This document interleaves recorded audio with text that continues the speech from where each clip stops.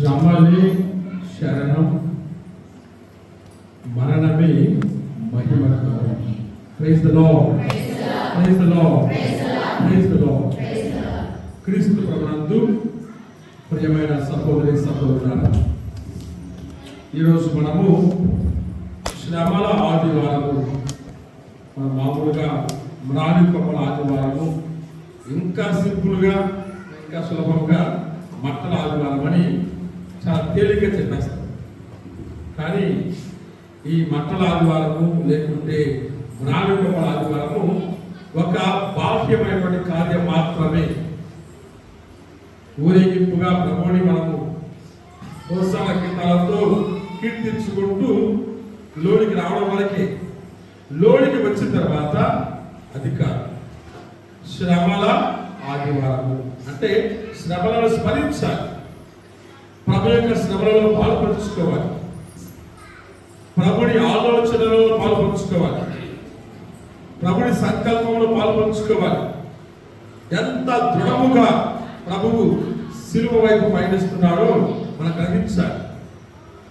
అలా ప్రభువుతో పాటు పయనించడము, ఆ శిలువను మోయడము, కలువరికి చేరడము, శిలువలో ప్రాణత్యాగం చేయడము, ఆ ప్రభువుతో పాటు ఉత్తర మహిమలో పాల్పంచుకోవడము మన ఈ తపస్కాల లక్ష్యం. కాబట్టి అంతవరకు మన ప్రయాణము ఆగిపోకూడదు. ఇబ్బందులు వచ్చినా కష్టాలు వచ్చినా మనము ప్రభువుతో పాటు సాగుతూ ఉండాలి. Praise the lord, praise the lord, praise the lord. అందుకొరకే శ్రమలే శరణం. చాలా మంది కష్టాలు ఇబ్బందులు వద్దనుకుంటారు, ఇవన్నీ వద్దనుకొని దూరంగా ఉంటూ ఉంటారు. ఇవన్నీ ఉంటే మన జీవితంలో ఏదో శాపం ఉంది, ఏదో కర్మ ఉంది అని మనం భావిస్తూ ఉంటాం. కానీ క్రీస్తు జీవితాన్ని చూసినప్పుడు, మన యేసు యొక్క జీవితాన్ని చూసినప్పుడు మనకు అర్థమవుతుంది శ్రమలే శరణం. శ్రమలు ఉంటేనే మనకు సంతోషం, లేకుంటే లేదు. అవి దాటి రావాలి. ప్రత్యేక విధంగా మనము ఒక చిన్న ఉదాహరణ చూద్దాం. ముళ్ళు లేని గులాబీ లేదు, ఉందే. గులాబీ అందుకోవాలంటే ఆ ముళ్ళు ఉంటాయి, ముళ్ళను దాటి పైకి వెళ్ళి ఆ గులాబీని అందుకోవాలి. బురద లేని కమలం లేదు, ఉంటుంది నీళ్ళలో కమలం ఉంటుంది, కానీ ఆ పువ్వును కమల పువ్వును పైకి ఎత్తి చూడండి, బురద అనుకుంటుందా, నీరు అనుకుంటుందా, జారిపోతుంది.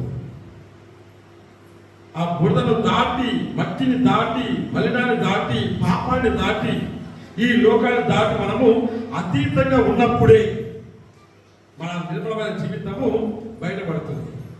అదేవిధంగా సిలువ లేకుంటే సంతోషము లేదు, మరణం లేకుంటే మహిమ లేదు. Praise the lord, praise the lord, praise the Lord. Yesu ప్రభువు మన దేవుడు తన స్వీయ శ్రమల ద్వారా ఈ సత్యాన్ని మనకు తెలియజేస్తున్నాడు. ముఖ్యంగా ఈనాటి 3 పట్టణాలలో కూడా శ్రమలు ఒక మంచి వ్యక్తికి, ఒక విశ్వాసానికి ఎంత ముఖ్యమో తెలియజేస్తున్నాడు. శ్రమలు ఉంటేనే, కష్టాలు ఉంటేనే, మన విశ్వాస పరీక్షలు మనం నెగ్గినప్పుడే ఆ విశ్వాసానికి అర్థం ఉంటుంది, ఆ జీవితానికి శాశ్వత జీవం ఉంటుందని తెలియజేస్తున్నాడు. ముఖ్యంగా ఇలాంటి 3 పట్టాలు చూసామంటే 3 విషయాలు మనము గ్రహించగలము. మొదటిది సేవకుని శ్రమల చరిత్రం, సర్వేశ్వరుని సంకల్పం. చెప్పండి, సేవకుని శ్రమల చరిత్రం. చెప్పండి, సర్వేశ్వరుని సంకల్పం. అంటే మనము నేటి మొదటి పట్టణంలో 2వ పట్టణం ఆలకిస్తున్నాం. యెషయా ప్రవక్త ద్వారా దేవాది దేవుడు రానున్న మెస్సయ్య అనగా ప్రవచనం చేయబడిన మెస్సయ్య అనగా ప్రకటింపబడిన మెస్సయ్య ఏ విధంగా మానవుల కొరకు, మానవుల రక్షణ కొరకు శ్రమలను పొందబోతున్నాడో అని ఒక భావమయ సేవకుని గీతాల ద్వారా తెలియజేస్తున్నాడు. మనం మామూలుగా యెషయా గ్రంథంలోని ఆ 49వ అధ్యాయం నుండి 53వ అధ్యాయం వరకు చూసామంటే ఈ 4 అధ్యాయాలలో 4 పాదమయ సేవకుని అనగా రానున్న మెస్సయ్య శ్రమలను అవి సూచిస్తున్నాయి. ఈరోజు మనము యెషయా గ్రంథంలోని 50వ అధ్యాయం చదువుకున్నాం. అంటే 2వ శ్రమల గీతాన్ని మనం చదువుకున్నాం. అందులో అంటున్నాడు, ఈనాటి మొదటి పట్టణం ఆలోచించి ఉంటే మనకు అర్థమవుతుంది. ప్రభువు నాకు జ్ఞానము దయచేసెను, అందువలన నేను నా ప్రభువునకు ఎదురు చెప్పనైతిని. Praise the lord, praise the lord, praise the Lord. కష్టాలు వస్తున్నాయి, ఇబ్బందులు వస్తున్నాయి, అవమానాలు వస్తున్నాయి, అనేక మంది హింసిస్తూ ఉన్నారు.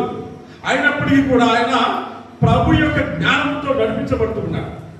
అంటే అర్థమైందంటే ప్రభుని జ్ఞానం ఉంటే మనము ప్రభు యొక్క సంకల్పానికి కాదు, లేదు, రాదు, చెయ్యను, చెయ్యలేను అని చెప్పలేదు.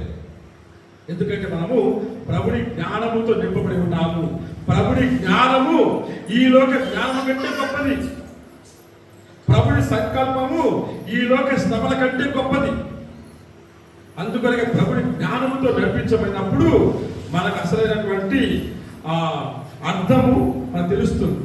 ముఖ్యంగా ఎందుకు మంచి వారికి ఇన్ని కష్టాలు.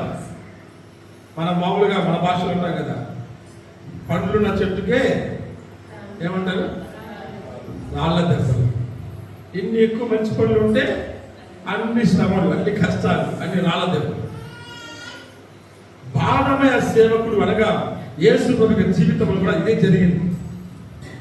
ఎందుకు నీతిమంతుడు శ్రమలు పొందాలి? ఎందుకు ఎటువంటి పాపం చేయని వాడు అవమానాలు పొందాలి? ఎందుకు పరిశుద్ధుడు పవిత్రుడు సిలువలో మరణించాలి అన్నటువంటి ఆ ప్రశ్నలన్నిటికీ ఈనాటి యేసు ప్రభువు సమాధానం ఇస్తున్నాడు. మౌనముతో, జ్ఞానముతో తండ్రి సంకల్పాన్ని సమాప్తం కావించి సమాధానం ఇస్తున్నాడు. Praise the lord, praise the lord, praise the lord. కాబట్టి ప్రభువును చూస్తే అర్థమవుతుంది మనకు వచ్చే శ్రమలు ఎంత పాటివి, ఏ పాటివి. కాబట్టి మనము ఈ శ్రమను దాటి బయటికి రావాలి. ఈ బాధమయ సేవకుని ఆ గీతము యేసులో సమాప్తమవుతుంది. యేసులో సమాప్తమవుతుంది. ఈనాటి 2వ పట్టణం ఆలోచిస్తున్నాం. ఈనాటి 2వ పట్టణంలో ఆ శ్రమల ముఖ్యంగా యేసుక్రీస్తు యొక్క గీతమును ఆలోచిస్తున్నాం. అందులో మనకు 4 అంశాలు తెలుస్తున్నాయి. మొదటిది ప్రభుని పరిపూర్ణ త్యాగం.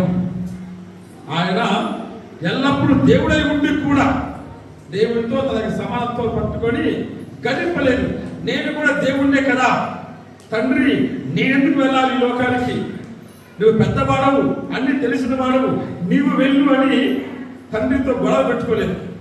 తండ్రి అంటున్నాడు, నా కుమార, ప్రపంచ పాపంలో మునిగిపోయింది, నీవు వెళ్ళాలి, నీ శరీరాన్ని రక్తాన్ని దారపోయాలి, ఈ లోకాన్ని రక్షించాలి అన్నప్పుడు యేసుక్రీస్తు ఒక విధేయతతో దిగి వస్తుంది. అంటే త్యాగం, తండ్రి మాటకు కాదని చెప్పే త్యాగం.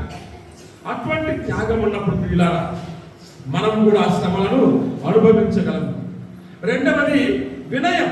త్యాగం మాత్రమే కదా, వినయం. మనము నేటి 2వ పట్టణంలోని కొన్ని అంశాలు గమనిస్తూ ఉన్నాం. ఆయన అన్నింటిలో వినయం కలవాడై మరణం వరకును అనగా సిలువ మరణం వరకును ఆయన విధేయుడాయను. Praise the lord, praise the lord, praise the Lord. ఎంత వినయం అంటే బయట చూపించే వినయం కాదు, మరణంలో కూడా ఏమంటూ ఉన్నాడు, తండ్రి నా ఆత్మను నీ చేతికి అప్పగించి ఉన్నాను. తండ్రి ఈ పాత్ర నాది కాదు, నీ చిత్తమే జరగాలి, ఈ పాత్రను చేకొనేలా నాకు శక్తినిమ్మని ప్రార్థన చేస్తున్నాడు. అనగా ఆ శ్రమల పాత్రను వినయముతో స్వీకరిస్తూ ఉన్నాడు. Praise the lord, praise the lord. కాబట్టి పరిపూర్ణ వినయం, పరిపూర్ణ త్యాగం, పరిపూర్ణ వినయం, పరిపూర్ణ సమర్పణం. తండ్రికి తనకి జీవితాన్ని సమస్తము కూడా అప్పగిస్తున్నాడు. ఏది దాచుకోవడం లేదు. నేను పరలోకంలో ఉంటాను, నేను మహిమలో ఉంటాను, నేను సింహాసనంలో కూర్చుంటాను, అక్కడ దేవదూతల హోసాన గీతాలు ఆలకిస్తాడు అని అక్కడ ఆగిపోలేదు. తన జీవితాన్ని సంపూర్ణంగా ప్రభువులకు సమర్పించుకుంటున్నాడు. ఇది చాలా ముఖ్యమైన విషయం. ఎప్పుడైతే పాత నిబంధనలోని యెషయా గ్రంథములోని ఆ ప్రవచనాలు యేసులో నెరవేరుతున్నాయో అందులోని ఆ లక్ష్యం కూడా నెరవేరుతుంది. అంటే ఈ శ్రమల ద్వారా వచ్చే మహిమ మనం చూడగలం. ముఖ్యంగా నేటి రెండవ పట్టణంలోని రెండవ భాగం, ఆయన మరణం వరకు విధేయుడాయను అనేది ఒక భాగం అయితే, ఆ తర్వాత వచ్చేది అందువలననే దేవుడు ఆయనను అత్యున్నత స్థానం లేవనెత్తి అన్ని నామముల కంటే శ్రేష్టమైన నామమును ఆయనకు అనుగ్రహించారు. ఎందువల్లంటే ఆయన వినయం, ఆయన త్యాగం, ఆయన సమర్పణ ఇవన్నీ ఉన్నాయి కాబట్టి తండ్రి దేవుడు ఆ యేసుక్రీస్తును మరణం నుండి విడుదల కావించి పునరుద్ధరణ భాగ్యాన్ని ప్రసాదించి అన్ని నామాల కంటే శ్రేష్టమైన ఘనమైన నామాన్ని ఆయనకు అనుగ్రహిస్తుంది. కాబట్టి మనం మహిమలో ప్రవేశించాలంటే శ్రమలు తప్పనిసరి. అందుకని మనం చదువుకుని ఉన్నాం. ఈ సేవకుని శ్రమల చరిత్రము ప్రభుని సంకల్పం. దేవుడు సంకల్పించాడు, దేవుడు చిత్తగించాడు. ఈ శ్రమల ద్వారానే మీరు మహిమలో చేరుకుంటారని ఆయన తెలియజేశాడు. కాబట్టి ఈ మొదటి అంశం సర్వేశ్వరుడి శ్రమల చరిత్రం మనము గ్రహించాలి. మరి రెండవ అంశానికి వస్తే ఈనాటి సువార్త కావచ్చు, లేకుంటే ఉదయం చదువుకున్నటువంటి శ్రమల ఆ చరిత్రం కావచ్చు. ముఖ్యంగా మత్తయి సువార్తలోని 26-27 అధ్యాయాలలో మనము ఉదయం చదువుకుని ఉన్నాము. ఈరోజు కొద్దిగా చిన్నదిగా చదువుకొని ఉన్నాము. అందులో యేసు శ్రమలు ఎంత గొప్పగా మానవాళి కొరకు సమర్పించబడుతున్నాయో మనం గమనిస్తున్నాం. ఎంతగా ప్రభు శ్రమిస్తూ ఉన్నాడో మనము గమనిస్తూ ఉన్నాం. అందులో మనం కొన్ని పాత్రలు చూడాలి. ముఖ్యంగా 5 పాత్రల ద్వారా మనము ప్రభు యొక్క శ్రమలలో పాలు పంచుకోగలము. ఏమిటి ఈ 5 పాత్రలు అని మనం ఆలోచించామంటే అందరం కూడా అందులోని అర్థాన్ని గ్రహించడానికి ప్రయత్నం చేయగలము. మొదటిది ఆనందం, ఆందోళన. చెప్పండి, ఆనందం. అంటే ప్రభునిలోని 2 కోణాలు. ఒకటి, ఆ పై గదిలో ప్రభు శిష్యులతో పాటు దివ్య సప్రసాదాన్ని ఆయన స్థాపిస్తున్నాడు. తన యొక్క శరీరాన్ని, రక్తాన్ని త్యాగం చేస్తున్నాడు, అర్పిస్తున్నాడు. ఎంత ఆనందంగా తన శిష్యులకు తన యొక్క మర్మాన్ని ఆయన చూస్తున్నాం. ప్రభువు తన యొక్క చిన్న సంఘముతో 12 మందితో మాత్రమే ఉన్నాడు. ఎంతో ఆశించాడు, నా జీవితాన్ని పంచుకోవాలి, నా భవిష్యత్తు పంచుకోవాలి, నా శ్రమ పంచుకోవాలి, నా మరణాన్ని తెలియచేయాలి, రానున్న ఆ పరలోక జీవితాన్ని తెలియజేయాలని ఎంతగా ఆశించాడు. శిష్యులతో తన ఆనందాన్ని పంచుకున్నాడు. ఎంత ఆనందం అంటే తన యొక్క శరీర రక్తాన్ని మానవాళి కొరకు త్యాగం చేస్తున్నాడు. మనం అనుకుంటాము యేసు ప్రభువుని యూదులు చంపేశారు, లేకుంటే ధర్మశాస్త్ర బోధకులు, పరిసయ్యులు, హేరోదు, పిలాతు వీరందరూ ప్రణాళిక వేసి ఆ ప్రభువుని చంపేశారని మనం అనుకుంటాం. కానీ వారు చెప్పడం కాదు, ప్రభువే స్వయంగా తన ప్రాణమును అర్పిస్తూ ఉన్నాడు. మన యోహాను సువార్తలో చూస్తూ ఉన్నాం. 10వ అధ్యాయం 18వ వచనంలో మనము చూసామంటే అర్థమవుతుంది. ఆయన అంటున్నాడు, నా ప్రాణమును ఎవడు కూడా తీసుకొనలేడు, నా ప్రాణమును ఇవ్వడానికి, తిరిగి తీసుకోవడానికి నాకు అధికారము కలదు. Praise the lord, praise the lord, praise the lord. అంతటి అధికారంతో ప్రభువే ఇస్తూ ఉన్నాడు. అందుకని మనం అనుకుంటాము ప్రభు సిలువలో తన యొక్క శరీరాన్ని, రక్తాన్ని దారవోసాడని. సిలువలో దారమైన కంటే ముందు దివ్య సప్రసాద రూపంలో శిష్యులకు ఇస్తూ ఉన్నాడు. ఏమంటున్నాడు? అప్పని తీసుకొని ఇది నా శరీరము, దీనిని భుజించండి, ఇది నా రక్తము, పానము చేయండి అంటే అప్పటికప్పుడు తన శరీరాన్ని శిష్యులకు ఇస్తూ ఉన్నాడు. అప్పటికప్పుడు తన రక్తాన్ని శిష్యుల కొరకు అందిస్తూ ఉన్నాడు. అంటే ప్రభుని శరీరం రక్తము ముందుగా, అందరికంటే ముందుగా ఎవరికి ఇవ్వబడి ఉన్నాయి? శిష్యులకు మాత్రమే. హేరోదు కాదు, పిలాతు కాదు, ధర్మశాస్త్ర బోధకులు కాదు, సిలువ కూడా కాదు. కాబట్టి ప్రభువు తనను తాను సంపూర్ణంగా శిష్యులకు అర్పించుకుంటూ ఉన్నాడు. ఎంత ఆనందకరమైనటువంటి ఆ సంఘటన అంటే, ఆ దివ్య సప్రసాదములో తన జీవితాన్ని మానవుడి కొరకు అర్పిస్తూ ఉన్నాడు. అందుకొరకు మనం చూసామంటే, పెద్ద బేస్తవారం వచ్చిన తర్వాత, శిష్యుల పాదాలు కడిగిన తర్వాత, దివ్య సప్రసాద స్థాపన పండుగ చేసుకున్న తర్వాత, మన ఆరాధన అంతా అయిపోయిన తర్వాత ఏం చేస్తాము? గుళ్ళో అన్ని కూడా కప్పివేస్తాం, సిలువలు గుడ్డతో కప్పేస్తాం, దివ్య మందసాన్ని మొత్తం తీసివేసి అలా ఏమి లేనట్టుగా ఉంచుతాం, ఖాళీగా ఉంచుతాం. ఎక్కడ స్వరూపాలు ఉన్న వాటిని మూసేస్తాం. ఎందుకంటే ప్రభు యొక్క శరీరం రక్తము పెద్ద బేస్తవారము దివ్య సప్రసాద రూపములో శిష్యులకు ఇవ్వబడ్డాయి.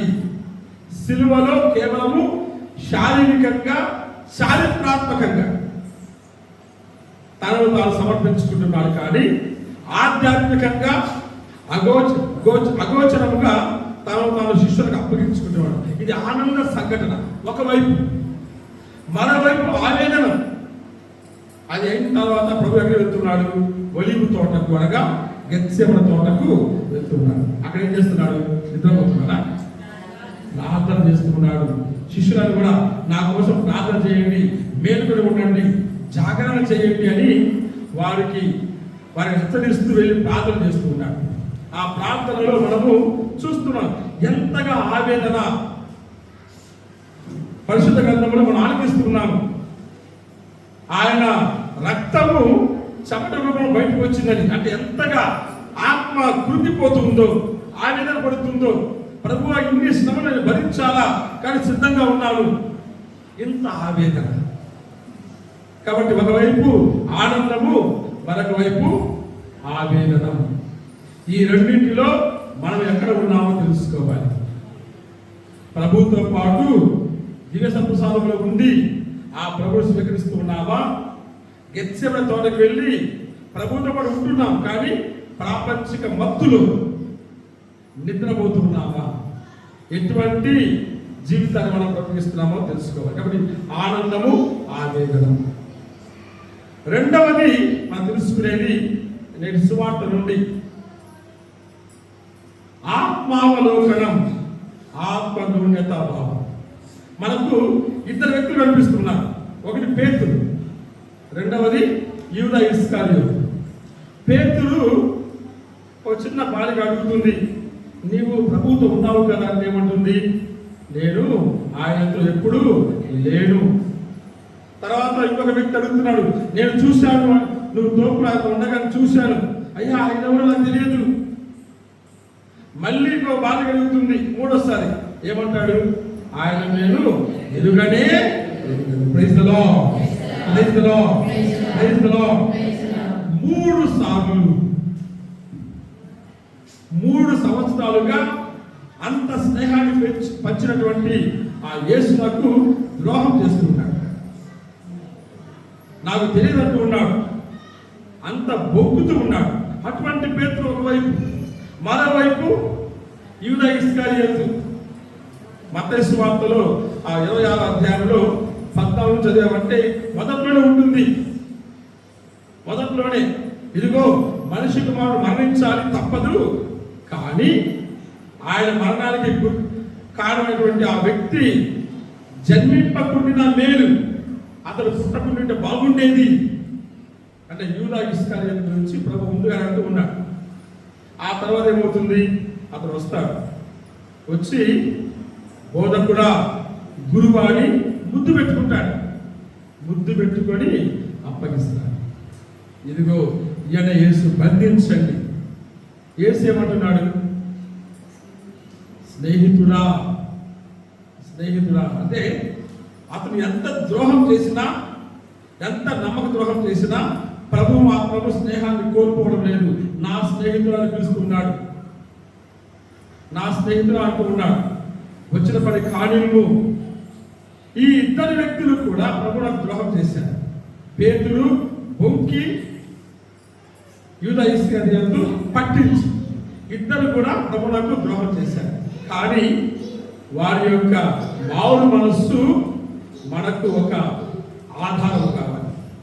ముఖ్యంగా పేతురు, కోడి కుయ్యక ముందే నీవు నన్ను ఎక్కడానికి బుక్కేదమని ఆ పలుకులు గుర్తొచ్చి పేతురు మారు మనసు పొందుతున్నాడు. బయటికి వెళ్ళి వెక్కి ఏడ్చి ప్రభువుని ద్రోహం చేశాను, నన్ను మన్నించు అని ప్రార్థన చేస్తూ ఉన్నాడు.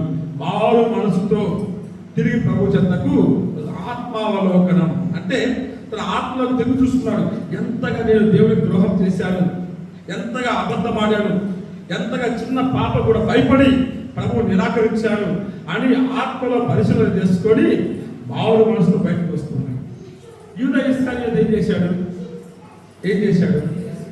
వెళ్ళి ఉరి వేసుకున్నాడు.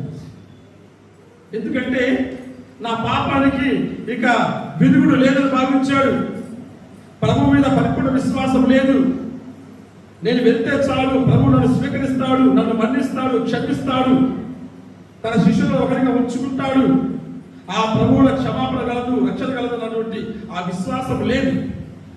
అందుకొరకే ఆయన వెళ్ళి ఆత్మన్యూన్యత భావం అంటే ఒక భయంతో, పిరికితనముతో వెళ్ళి ఆత్మహత్య చేసుకుంటాడు.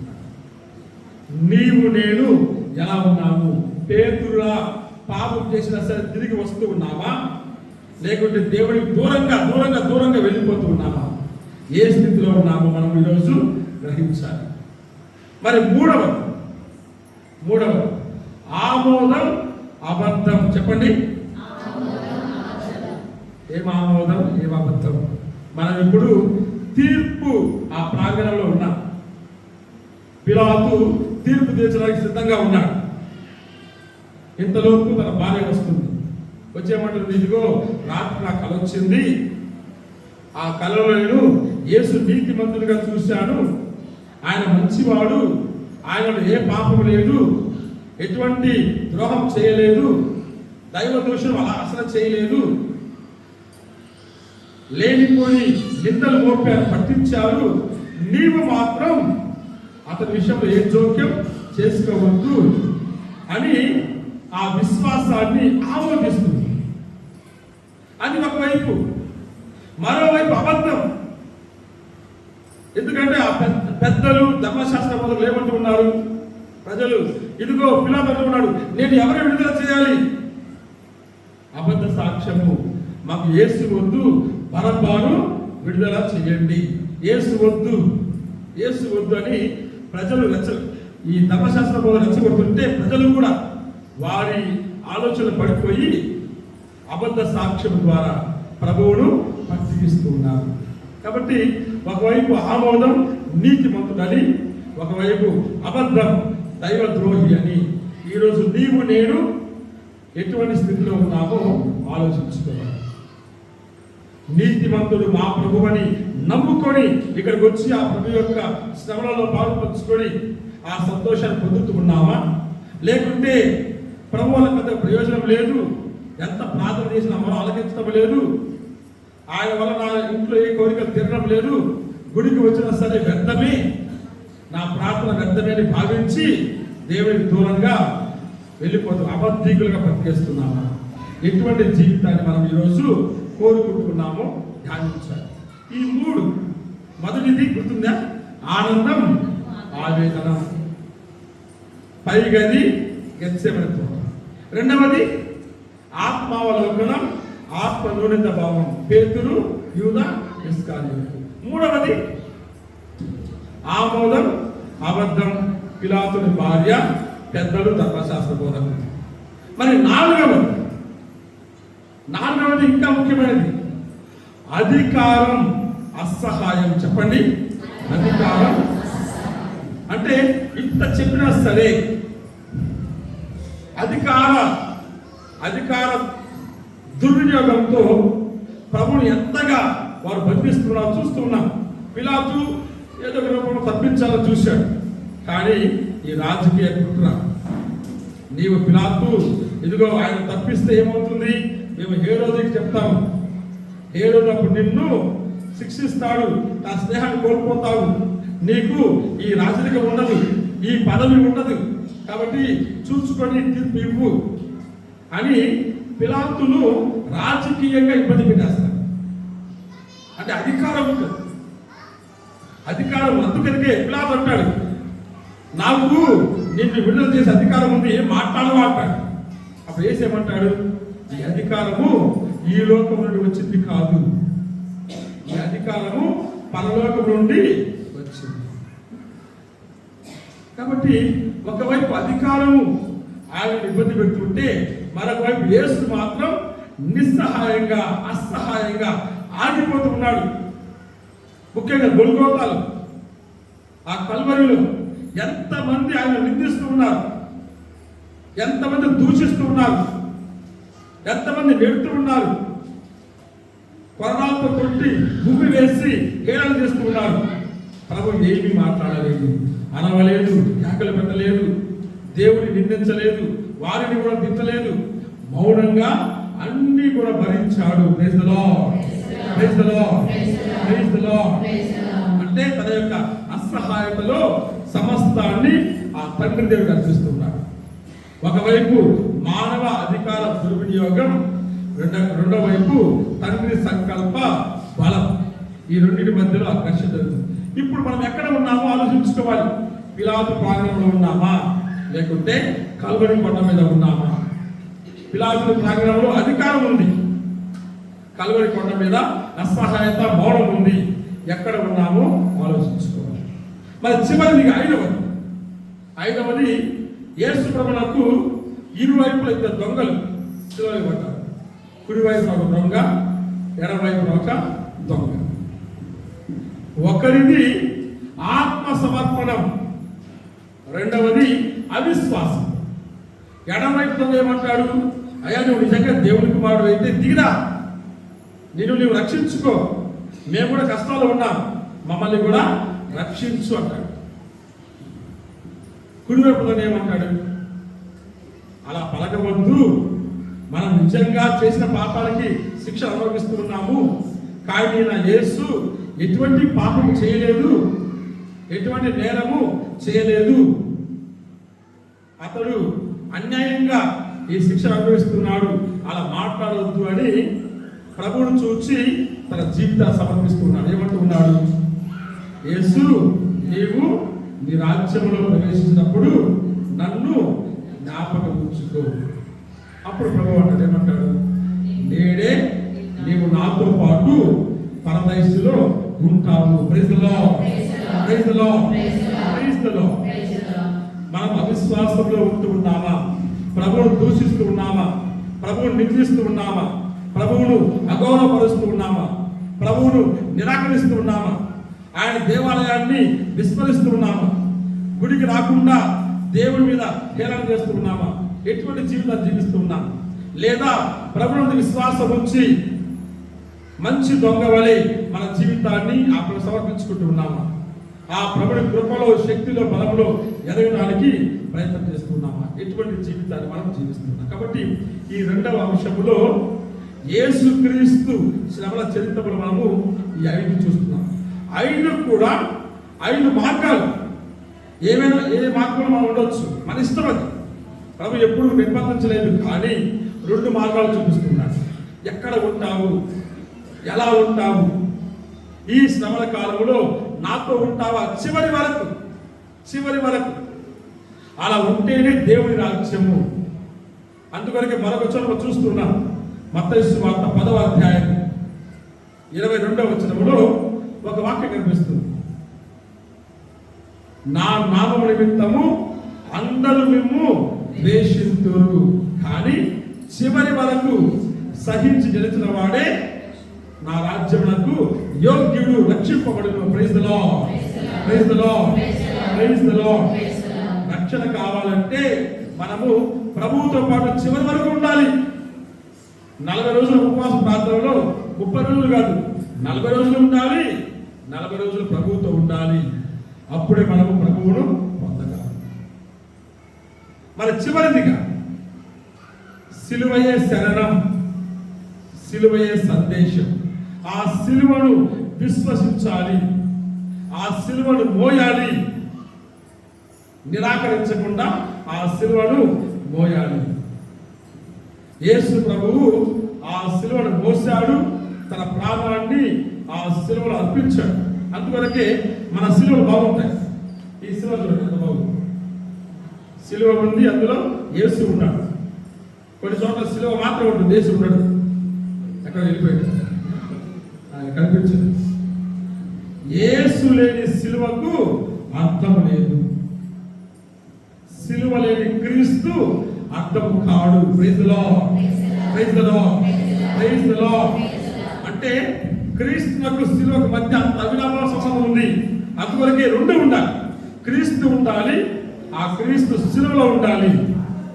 సిలువ ఉండాలి, ఆ సిలువలో క్రీస్తు ఉండాలి. అటువంటి సిలువను మనం మోయాలి. అంటే ప్రభుని వలె ఇష్టపూర్తిగా. వేరే మార్గం లేదు, క్రైస్తవులకు తప్పించుకోలేదు. ఈ శ్రమలు సిలువలు అనుకుంటే మనకు మహిమ లేదు. ప్రభువే స్వయంగా అంటున్నాడు. మత్తయి సువార్త 16వ అధ్యాయం 24వ వచనంలో ఒక మాట అంటాడు, నన్ను అనుసరింపగోరువాడు తనను తాను పరిస్థితించుకొని వదులుకొని తన సిలువను ఎత్తుకొని నన్ను అనుసరింపవలేదు. నా కొరకు తన ప్రాణము దారబోయేవాడు దానిని శాశ్వత జీవనకై కాపాడుకున్నాను. కాబట్టి మనము ప్రభువు వలె సిలువను పోయడానికి సిద్ధంగా ఉన్నప్పుడే ఒక చిన్న ఉదాహరణ చెప్తాను. సిలువను ఎలా పోయాలి? ఈ తపస్కాలంలో మనము ప్రతి శుక్రవారం కూడా సిలువగా చెప్పుకున్నారా లేదా? ప్రతి శుక్రవారం, కొన్నిసార్లు ఆదివారం, కొన్నిసార్లు బుధవారం, ఎన్నోసార్లు చెప్పుకున్నాం కదా. అదేవిధంగా ఒకసారి ఒక క్రైస్తవునికి ఒక 10 అడుగుల సిలువ ఇవ్వబడింది. ఎన్ని అడుగులు? 10 అడుగుల సిలువ ఇవ్వబడింది. సరే, ఆ క్రైస్తవుడు మంచివాడు, బలంగా ఉన్నవాడు, మోసుకుంటూ వెళ్తున్నాడు. అలా వెళ్తూ చాలా దూరం వెళ్ళిన తర్వాత అతనికి ఆ సిలువ బరువు అనిపించింది. ఇంత బరువు నేను పోయలేడు, నాకు చేత కావడం లేదు అని రప్పం తీసుకొని ఆ సిలువను 2 అడుగులు ఎత్తు, పొడవు, 2 అడుగులు వెడల్పు కోసేసాడు. అప్పుడు సిలువ ఎన్ని అడుగులు అయింది? 8 అయింది. 10 అడుగులది కాస్త ఎన్ని అడుగులు అయింది? సరే, అది బాగుంది, సిలువ చాలా తేలిగ్గా ఉంది అని మళ్ళీ మోసుకుంటూ మళ్ళీ వెళ్తున్నాడు. చాలా వెళ్ళిన తర్వాత మళ్ళీ ఆ సిలువ కూడా బరువు అనిపించింది. ఇక లాభం లేదు, ఇంత సిలువ నేను మోయలేను అని భావించి మళ్ళీ రమ్మం తీసుకున్నాడు. మళ్ళీ రమ్మం తీసుకొని 2 అడుగులు పొడవు, 2 అడుగులు వెడల్పు చేశాడు. ఎంత మిగిలింది? 6 అడుగులు. బాగుంది చాలా తెలియదు అని మోసుకుంటూ కొద్ది దూరం వెళ్ళాడు. అంతే. పెద్ద లోయ, పెద్ద అగాధం. ఎంత అగాధం అంటే 10 అడుగుల అగాధం. అప్పుడు అనుకున్నాడు, అయ్యో నేను కష్టమో నష్టమో ఇబ్బందో ఏదో ఒక రకంగా నేను ఆ 10 అడుగుల సిలువ తీసుకొచ్చి ఉంటే ఆ సిలువను వంతెనగా వారధిగా వేసుకొని అవతలికి చేరుకునేవాడు కదా అని తాను బాధపడ్డాడు. ఈ లోకం నుండి పరలోకానికి చేరుకోవాలంటే ఉన్నటువంటి ఒకే ఒక వంతెన ఏంటి? సిలువ. Praise the lord, praise the lord, praise the lord. ఆ సిలువను వద్దనుకున్నామంటే, ఆ సిలువను తప్పించుకున్నామంటే, ఆ సిలువకు గౌరవం ఇవ్వకుండా నిరాకరించామంటే మనము అవతలకి చేరుకోలేము. ఈ ప్రపంచం నుండి ఆ పరలోకానికి చేరుకోలేము. కాబట్టి సిలువను మోయాలి. కష్టమైన, భారమైన సిలువను మోయాలి. ప్రభు తోడుగా ఉంటాడు. ప్రభు స్వయంగా అంటూ ఉన్నాడు. మత్తయి సువార్త 11వ అధ్యాయము 28వ వచనం 29వ వచనం ఏమంటున్నాడు? భారము చేత అలసి సొలసి ఉన్న సమస్త జనులారా ఏమంటున్నాడు? నా ఎదురు రండి, మీకు మంచి బిర్యానీ ప్యాకెట్ ఇస్తాను. నేను మీకు విశ్రాంతిని ఇస్తాను. ఆ విశ్రాంతి ఎప్పుడు వస్తుంది? నా కాడిని మీరు ఎత్తుకుడు. కాడి ఎత్తుకోవడం అంటే ఈ శిలువ వేయడం కాదు. సాధుశీలుడను వినమ్ర హృదయుడను నా నుండి మీరు నేర్చుకుడు. Praise the lord. శిలువను మోయడం అంటే ప్రభుని మనస్తత్వాన్ని, ప్రభుని సాధుశీల గుణాన్ని, ప్రభుని మృదువైనటువంటి ఆ మనస్తత్వాన్ని మనము అలవర్చుకోవాలి. అంటే మౌనంగా మన కష్టాలను భరించే ఆ యొక్క శక్తి కోసం మనము ప్రయత్నం చేయాలి. శిలువను మోయడం ఇలా మోయడం కాదు. కొన్నిసార్లు మనము మెల్ల వేసుకుంటాం. అబ్బా నేను వస్తుందా శిలువ? లేదు, ఈ శిలువ బాగుంది, సిస్టర్ చేసుకుంటాం. కొంతమంది ఇంకా కొంతమంది ఉంటారు చాలా స్టైలిష్. శిలువ ఆడేస్తుందా? ఇక్కడ వేసుకుంటారు పోగులా శిలువ. అంటే శిలువను ఆడుకుంటూ ఉంటారు, శిలువను వాడుకుంటూ ఉంటారు. శిలువ మహత్యం తెలియక వారు ఆ విధంగా ప్రవర్తిస్తూ ఉంటారు. అలా అయితే రక్షణ పొందలేదు. ఎందుకంటే శ్రమలే శరణము, మరణమే మహిమకరము. సిలువ లేని సంతోషము లేదు, సిలువ లేని శాశ్వత జీవితము లేదు. ఒక చిన్న ఉదాహరణ చెప్పి ముగించుకుందాం. ఒక చిన్న బాలుడు 5వ తరగతి పిల్లవాడు. ఉదయం 6 అమ్మ వచ్చింది. నాయన లే, బడికి టైం అవుతుంది, రెడీగా నేను భోజనం పెడతాను, టిఫిన్ చేసి స్కూల్కి వెళ్ళు. అమ్మ నేను వెళ్ళను మానవం చేస్తున్నాడు. 7 అయింది, 8 అయింది, 9 అయింది. సరే స్కూల్కి వెళ్ళడం పర్వాలేదు, వచ్చి టిఫిన్ చేయి, నా గుర్తు మానవం చేస్తున్నాడు. 10 అయింది, 11 అయింది, 12 అయింది. అమ్మ ఆరాటం కదా, తల్లి ఏం చేస్తుంది? కడుపు కోత, బిడ్డ కోసం ఆరాటపడుతుంది. నాయన స్కూల్ గుర్తు పోయింది, టిఫిన్ చేయలేదు, కనీసం ఇప్పుడు వచ్చి భోజనం చేయి, అన్నం తిను అంటే నాకొద్దమ్మా ఇంట్లో ఉంటే అమ్మ విసిగిస్తుందని వెళ్ళి ఒక చెట్టు మీద కూర్చున్నాడు. ఎక్కడ కూర్చున్నాడు? చెట్టు మీద కూర్చున్నాడు. మళ్ళీ అమ్మ వచ్చింది అక్కడికి, వదిలిపెట్టలేదు కదా తల్లి హృదయం. వచ్చి నాయన దిగు, నాయన ఆకలి అవుతుంటుంది కదా, వచ్చి అన్నం నేను నేనేమనను, పట్టను, స్కూల్ కూడా ప్రతిసారి ఈరోజు నువ్వు సెలవు తీసుకుని ఇంట్లో ఉండు, కానీ వచ్చి అన్నం తిను అని అంటుంటే ఆ బిడ్డ మారం చేస్తూ అక్కడ కూర్చున్నాడు. ఏం చేయాలి అర్థం కాలేదు ఆ తల్లికి. కుమారుడు అన్నది అనుకుంటే ఎక్కడ స్పృహ తప్పి పడిపోతుంది ఒక భయము. వెంటనే అనుకుంది, మా విచారణ గురువు ఉన్నారు మరి జోసెఫ్ ఫాదర్ గారు, వెళ్ళి ఫాదర్ని కలిసి నా బాధ చెప్పుకుందాము అని వెళ్ళింది తల్లి. ఎక్కడికి? ఏ ఫాదర్? సరిసా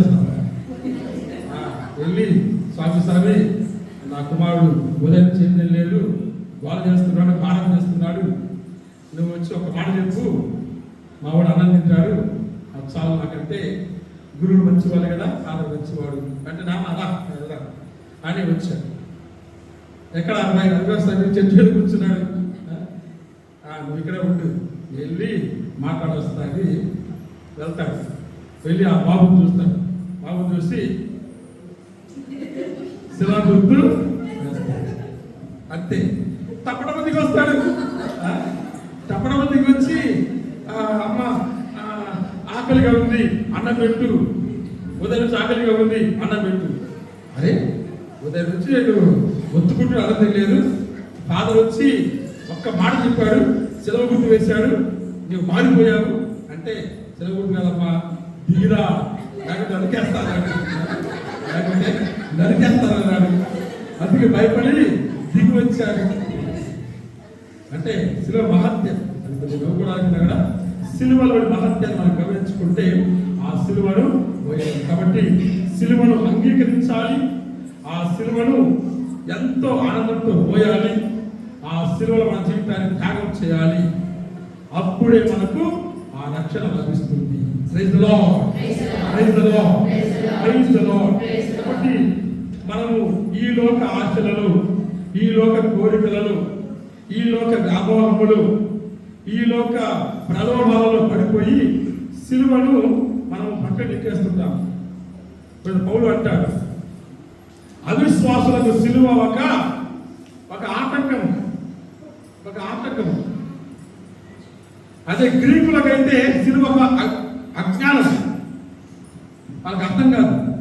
కానీ విశ్వసించిన వారికి సిలువ ఒక దేవుని శక్తి, దేవుని ప్రేమ. Praise the lord, praise the lord, praise the lord.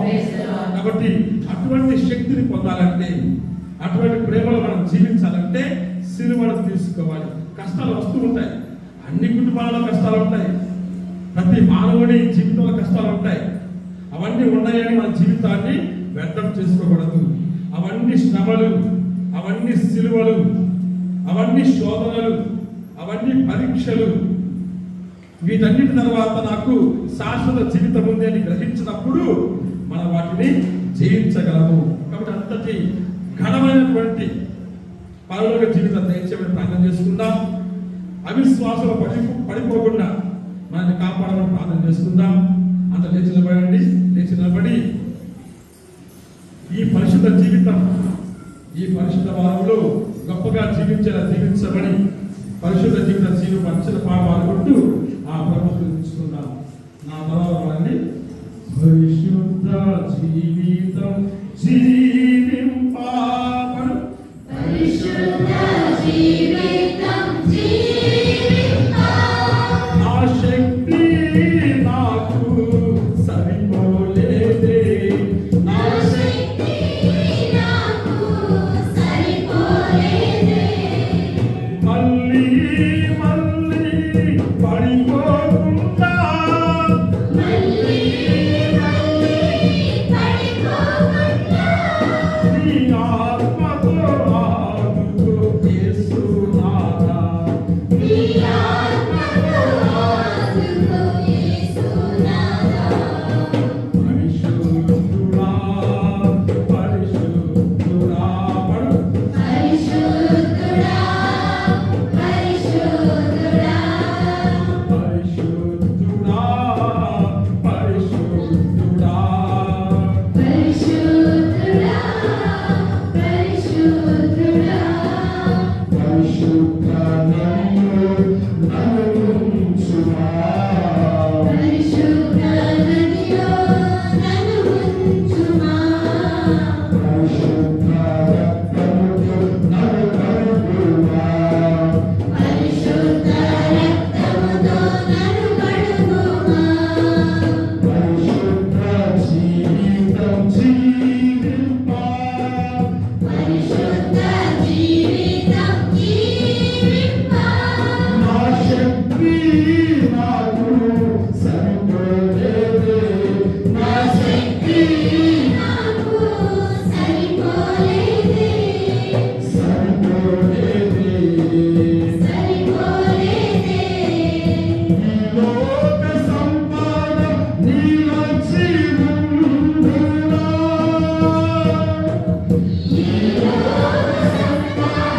నీవచ్చి ఉండునా, ఈ లోక స్నేహము నన్ను రక్షించునా, ఈ లోక స్నేహము నన్ను రక్షించునా, లోకానంతా నే సంపాదించి లోకానంతా నీ సంపాదించి, ఆత్మను కోల్పోయిన లాభం ఏమి, ఆత్మను కోల్పోయిన లాభం ఏది? పరిశుద్ధుడా పరిశుద్ధుడా పరిశుద్ధుడా పరిశుద్ధుడా పరిశుద్ధుడా పరిశుద్ధుడా పరిశుద్ధుడా పరిశుద్ధుడా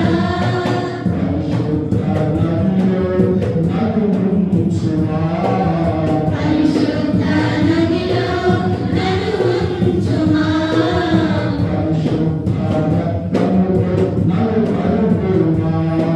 పరిశుద్ధ రక్తముతో నన్ను కడుగుమా,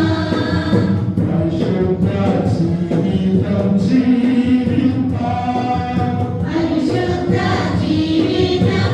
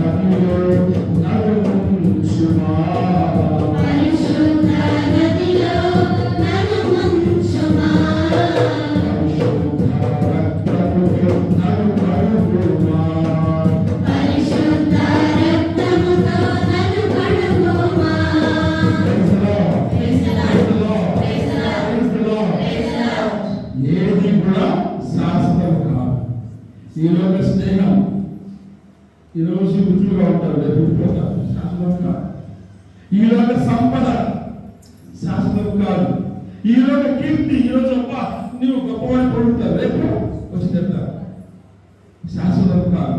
ఈ లోకం ఏది కూడా శాశ్వతం కాదు. కాబట్టి యేసయ్య నీ పవిత్రమైన నదులను ముంచు, నీ రక్తంతో నన్ను రక్షణ పాటించు. ప్రార్థన చేసుకుందాం. చివరగా పరిశుద్ధ జీవితం జీవింపాలి, పరిశుద్ధ జీవితం జీవింపాలి. మా శక్తి నాకు సరిపోయేవే, నా శక్తి నాకు సరిపోలేదే. మళ్ళీ మళ్ళీ పడిపోకుండా మళ్ళీ మళ్ళీ పడిపోకుండా నీ ఆత్మతో ఆడుకో యేసునాథా. నీ ఆత్మతో ఆడుకో యేసునాథా. పరిశుద్ధుడా, పరిశుద్ధుడా, పరిశుద్ధుడా, పరిశుద్ధుడా, పరిశుద్ధుడా.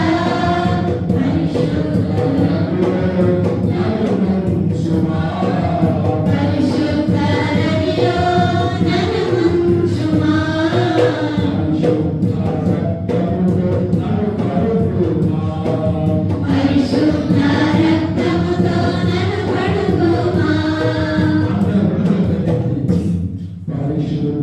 నదిలో నడుచుమా.